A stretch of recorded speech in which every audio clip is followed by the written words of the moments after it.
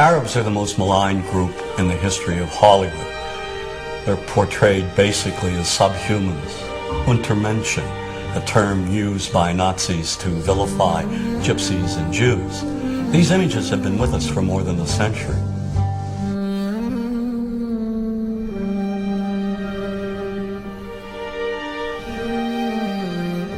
For 30 years, I've looked at how we, particularly when I say we, image makers, have projected Arabs on silver screens. In my latest book, Real Bad Arabs, How Hollywood Vilifies a People, I looked at more than 1,000 films. Films ranging from the earliest, most obscure days of Hollywood to today's biggest blockbuster. And what I tried to do is to make visible what too many of us seem not to see, a dangerously consistent pattern of hateful Arab stereotypes. Stereotypes that rob an entire people of their humanity. All aspects of our culture project the Arab as villain. That is a given. There is no deviation.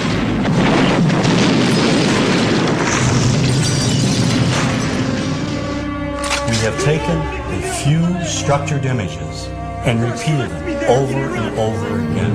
You are hostages of the Holy Freedom Bible. Whether one lives in Paducah, Kentucky or Wood River, Illinois, we know basically the same thing. Listen to the sound of our God. We know the mythology, namely Hollywood's images of Arabs. Yesteryear's Arab land is today's Arab land. The Arab is one-dimensional caricature, cartoon cutouts used by filmmakers as stock villains and as comic relief. And so over and over we see Arabs in movies portrayed as buffoons, their only purpose being to deliver cheap laughs.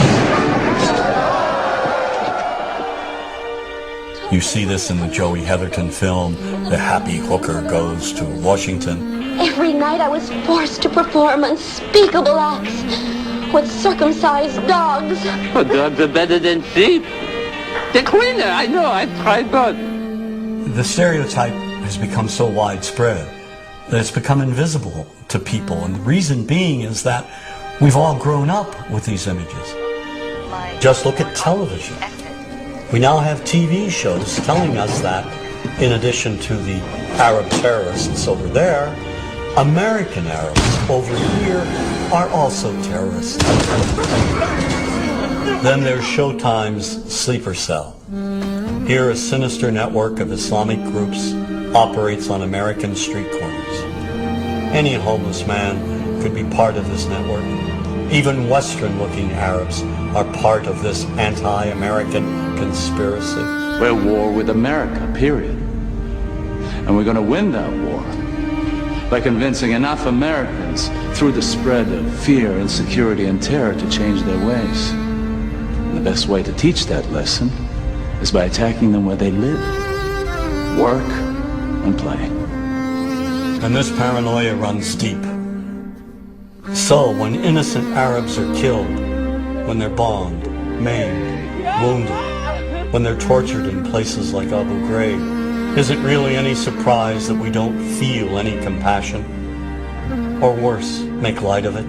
This is no different than what happens at the Skull and Bones initiation, and we're going to ruin people's lives over it, and we're going to hamper our military effort. You ever heard of emotional release? You ever heard of need to blow some steam off?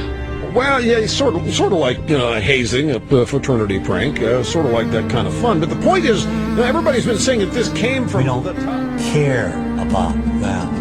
We've been preconditioned to think that those innocent civilians, clones of Al-Qaeda and Saddam Hussein, are one and the same and do not merit our sympathy, our understanding. And that's very dangerous.